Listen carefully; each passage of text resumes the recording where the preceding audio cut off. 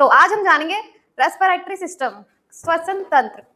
तो हम जानते हैं कि श्वसन तंत्र होता क्या है। श्वसन प्रणाली को ही हम रेस्पिरेटरी सिस्टम कहते हैं।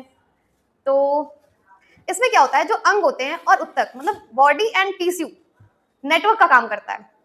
इसका काम होता है ऑक्सीजन लेने और ऑक्सीजन को अंदर करने और कार्बन डाइऑक्साइड को बाहर करने का काम होता है। जो रेस्पिरेटरी सिस्टम होता है उसमें जो ऑक्सीजन होता है उसको अंदर करते हैं और कार्बन डाइऑक्साइड को बाहर करते हैं।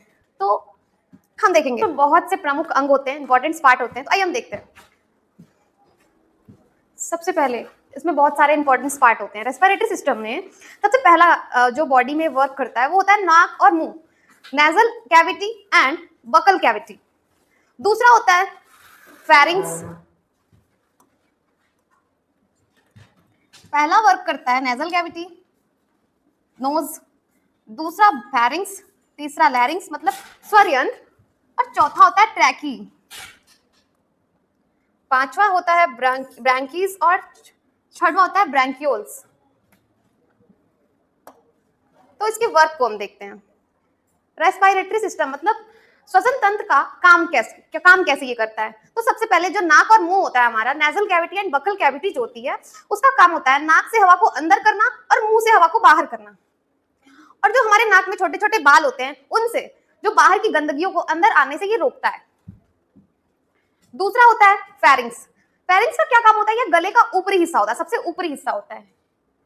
ये है हमारा गला और इसके सबसे ऊपरी हिस्से में होता है जो नाक और मुंह का सबसे पिछले हिस्से को जोड़ता है। जो हमारा नाक और मुंह होता है उसके सबसे पीछे वाले हिस्से को ये जोड़ता है।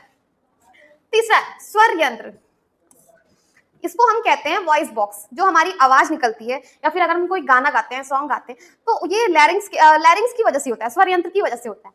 चौथा है श्वास नली, ट्रैकीज। यह एक नली है, यह एक ट्यूबुल्स है जो स्वर यंत्र और फेफड़ा जो होता है हमारा उसके बीच हवा को पहुंचाती है। मतलब कि जो हमारा लैरिंग्स होता है उसके और लंग्स के बीच में हवा को पहुंचाती है। नेक्स्ट है ब्रोंकीज। इसमें क्या होता है, श्वास नली जो दो भागों से बंटकर दोनों फेफड़ों में प्रवेश करती है।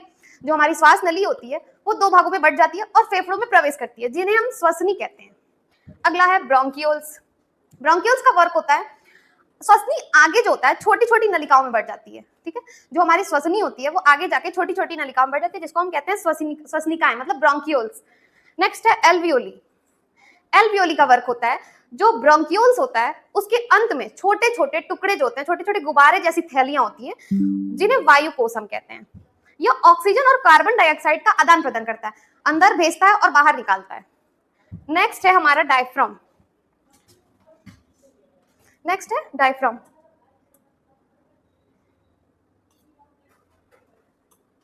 डायफ्राम का काम क्या होता है, यह एक मांसपेशी होता है, मसल्स टाइप की एक स्ट्रक्चर होती है जो फेफड़े के नीचे होती है और सांस लेने की प्रक्रिया को कंट्रोल करती है। सांस लेते जो हमें उसकी प्रक्रिया को नियंत्रित करती है। तो ये है हमारा रेस्पिरेटरी सिस्टम का process. Thanks for watching this video. Like करें, कमेंट करें एंड शेयर करें। Thank you.